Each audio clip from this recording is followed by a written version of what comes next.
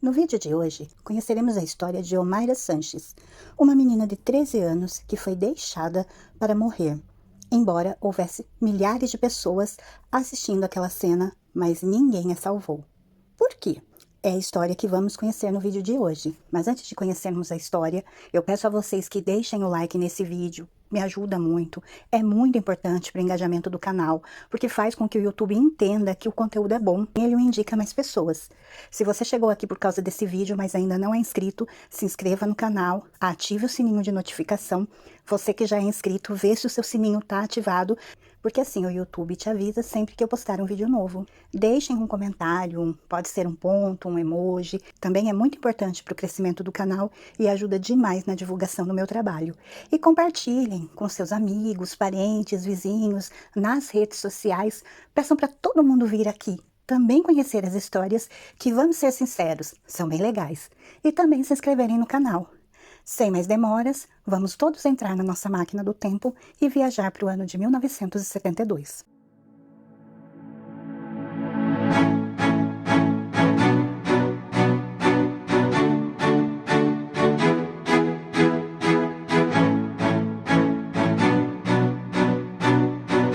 A história que vamos conhecer hoje, como eu já disse, é de Omaira Sanches Garzón, uma menina colombiana morta aos 13 anos de idade em Armeiro, Tolima, pela erupção do vulcão Nevado del Ruiz, que aconteceu em 1985.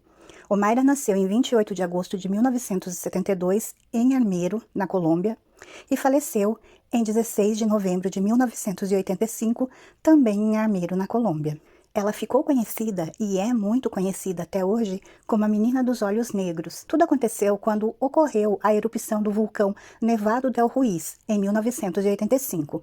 Detritos vulcânicos se misturaram com o gelo, e com isso formaram fluxos de lama massivos, e houve também deslizamentos de terra e fluxos de detritos induzidos vulcanicamente, que invadiram os vales dos rios abaixo da montanha, e com isso matou mais de 25 mil pessoas e destruiu Armeiro e outras 13 aldeias. Depois que esses detritos vulcânicos demoliram a sua casa, a Omaira ela ficou presa sob os escombros de sua casa e permaneceu na água por 3 dias. A sua situação foi documentada enquanto ela passava de calma para a agonia. Sua coragem e dignidade emocionaram jornalistas e trabalhadores humanitários que esforçaram muito para confortá-la. Após 60 horas de luta, ela morreu, provavelmente como resultado de gangrena ou hipotermia. Sua morte destacou o fracasso das autoridades em responder corretamente à ameaça do vulcão, em contraste com os esforços dos socorristas voluntários para alcançar e tratar as vítimas presas, apesar de suprimentos e equipamentos inadequados. Essa fotografia de Omaira, ela foi tirada pelo fotojornalista Frank Fournier. Pouco antes de sua morte, foi publicada em meios de comunicação do mundo todo. A Omaira Sanches permaneceu uma figura duradoura na cultura popular, lembrada por meio da música, literatura e artigos comemorativos. Em 13 de novembro de 1985, o vulcão Nevado del Ruiz entrou em erupção, às 21 horas e 9 minutos daquela noite. Fluxos piroclásticos explodindo da cratera, derreteram a calota glacial da montanha, formando os fluxos de lama vulcânicas e fluxos de detritos, que caíram em cascata nos vales do rio abaixo, composto por 3 ondas, que causou a maior parte do dano, viajando a 6 metros por segundo. A primeira onda envolveu a maior parte da cidade de Armeiro, matando até 20 mil pessoas. As 2 últimas ondas enfraqueceram os edifícios. E a última, então, onda de lama e de detritos, matou 1.800 pessoas nas proximidades de Xinxiná.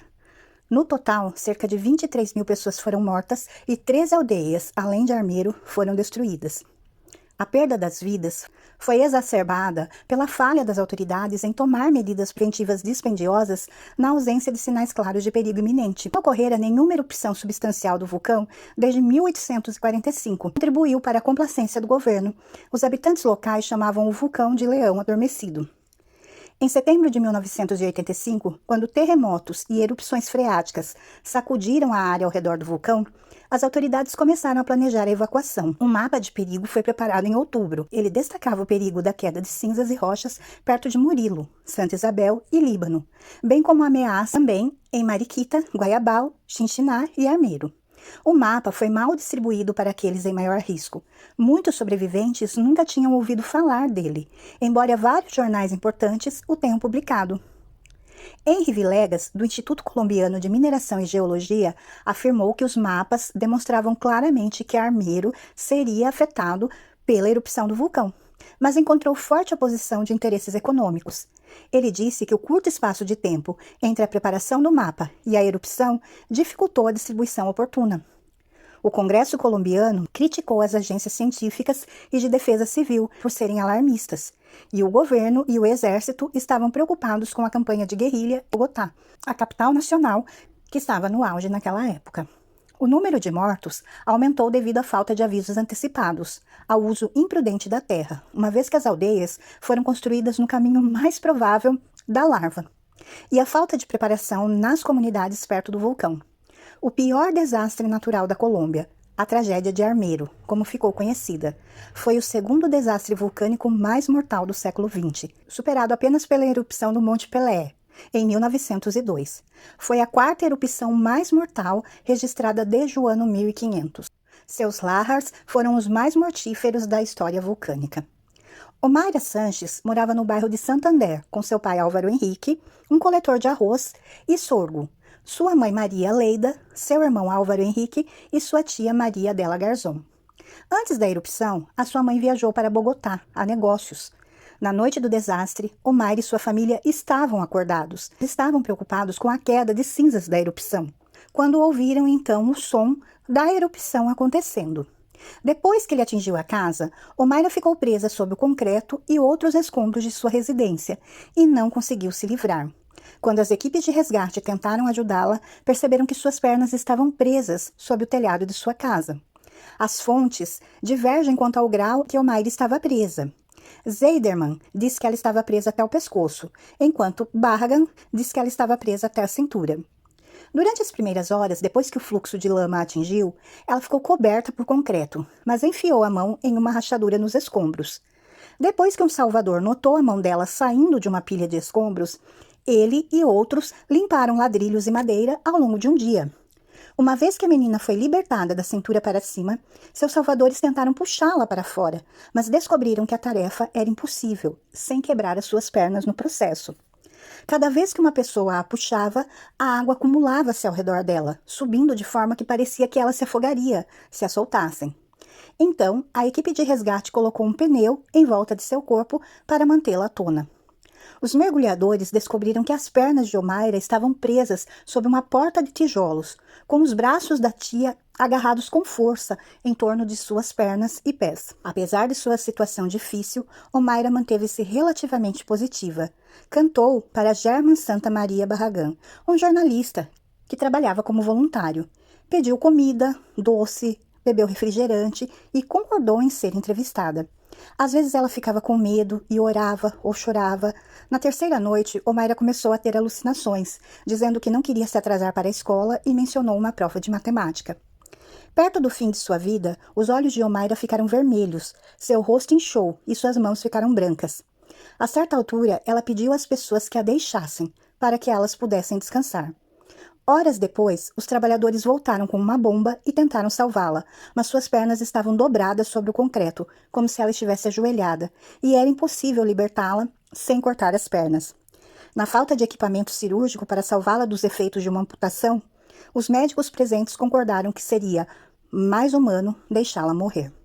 Ao todo, Omaira sofreu por quase 3 noites, cerca de 60 horas, antes de morrer, aproximadamente às 10h05, em 16 de novembro, de exposição, provavelmente de gangrena ou hipotermia. Seu irmão sobreviveu. Seu pai e sua tia morreram. Sua mãe expressou seus sentimentos sobre a morte de Omaira. É horrível, mas temos que pensar nos vivos. Vou viver pelo meu filho, que perdeu apenas um dedo. À medida que o público tomava conhecimento da situação de Omaira pela mídia, sua morte se tornou um símbolo do fracasso das autoridades em ajudar adequadamente as vítimas que poderiam ter sido salvas. A polêmica começou depois que as descrições da escassez foram divulgadas nos jornais, desmentindo o que as autoridades haviam indicado anteriormente, que haviam usado o melhor de seus suprimentos. Trabalhadores voluntários de ajuda humanitária disseram que havia falta de recursos e que suprimentos básicos como pás, ferramentas de corte e macas acabaram. O processo de resgate foi impedido por grandes multidões e desorganização. Um policial não identificado disse que o governo deveria depender de recursos humanos para amenizar os problemas e que o sistema de resgate estava desorganizado.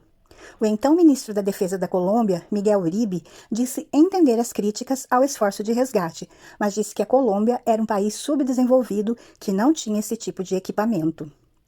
A Colômbia e metade do mundo ficaram com a amarga sensação de que Omaira Sanches poderia ter sido capaz de continuar a viver depois de permanecer por quase 60 horas presa da cabeça aos pés em meio a escombros de armeiro. Seu rosto, suas palavras e sua coragem, que foram transmitidas para todo mundo na televisão e foram uma imagem comovente nos maiores jornais e revistas dos Estados Unidos e da Europa, mantiveram-se como um testemunho da acusação contra aqueles que poderiam ter, no mínimo, feito a tragédia ter sido menos grave. Frank Fournier, um repórter francês que desembarcou em Bogotá em 15 de novembro, tirou uma foto de Omaira em seus últimos dias, intitulada A Agonia de Omaira Sanches.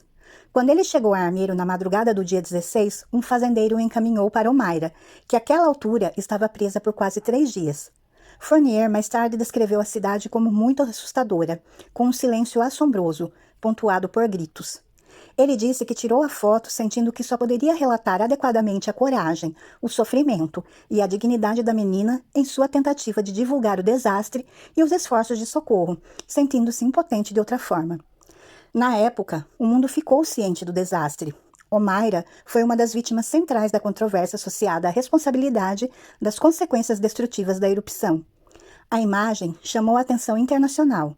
De acordo com um repórter não identificado da BBC, muitos ficaram chocados em testemunhar tão intimamente o que aconteceu nas últimas horas de vida de Omaira. Depois que a foto foi publicada, muitos acusaram Fournier de ser um abutre, mas ele respondeu: "Achei que era importante relatar a história e fiquei mais feliz por ter havido alguma reação. Teria sido pior se as pessoas não tivessem se importado com isso. Acredito que a foto ajudou a arrecadar dinheiro de todo mundo em ajuda humanitária e ajudou a destacar a irresponsabilidade e a falta de coragem dos líderes do país." A catástrofe de Armeiro, ela aconteceu logo após o ataque do grupo guerrilheiro M19 e o subsequente cerco ao Palácio da Justiça em 6 de novembro, piorando uma situação já caótica. Após a morte de Omaira, a culpa pelo acontecido e pela tragédia de Armeiro recaiu sobre o governo colombiano por sua inação e indiferença geral aos sinais de alerta antes da erupção do vulcão. O vulcão Nevado del Ruiz ainda está ativo, de acordo com o Centro de Monitoramento Vulcânico da Colômbia. O derretimento de apenas 10% do gelo produziria fluxos de lama com um volume de até 200 milhões de metros cúbicos, semelhante ao fluxo de lama que destruiu Armeiro em 1985. Esses lahars podem viajar até 100 quilômetros ao longo dos vales, dos rios, em poucas horas. As estimativas mostram que até 500 mil pessoas que vivem nos vales Combeima, Chinchiná, Coelho Toche e Gualí estão em risco e que 100 mil delas estão em locais considerados de alto risco. A cidade de Armeiro não existe mais. O local foi deixado como um memorial com cruzes cristãs e um pequeno monumento a Omaira. Nos anos que se seguiram à erupção, a memória de Omaira foi comemorada, especialmente em jornais. Muitas vítimas do desastre foram homenageadas, mas Omaira, em particular, atraiu atenção duradoura na poesia, nos romances e na música. Por exemplo, uma banda de punk rock formada no Chile em 2008 se autodenominou Omaira Sanches. Eles expressam o descontentamento que sentem com o descaso das pessoas que hoje governam o mundo. Os Omaira, La Catástrofe de Armeiro, escrita por Eduardo Santa, em resposta à erupção, retrata os últimos dias de vida da menina em detalhes e a cita em sua introdução como um símbolo eterno da catástrofe. German Santa Maria Barragán escreve que de todos os horrores que viu em Armeiro, nada foi mais doloroso do que ver o rosto de Omaira sob as ruínas de sua casa. Para tentar evitar a repetição do desastre, o governo da Colômbia criou o Escritório Nacional de Preparação para Desastres, hoje conhecido como Direção de Prevenção e Preparação para Desastres. Todas as cidades colombianas foram orientadas a fazer planos para desastres naturais. Uma espécie de grilo encontrada na região da tragédia de Armeiro foi descrita em 2020 e foi denominada Omaira Sanches, em memória a Omaira Sanches. E essa é uma história que eu acho interessante para quem não conhece, conhecer, para quem conhecia relembrar e também para prestar uma homenagem para essa menina. Ter tido ali momentos de desespero, de chorar, mas a maior parte do tempo ela mostrou muita força, muita resignação em suportar aquela situação. As pessoas que estavam ali diz que havia momentos que ela contou piada, estava com as pessoas, ora ela pedia para as pessoas se afastarem, para ficar um pouco em silêncio. De extrema coragem dessa menina.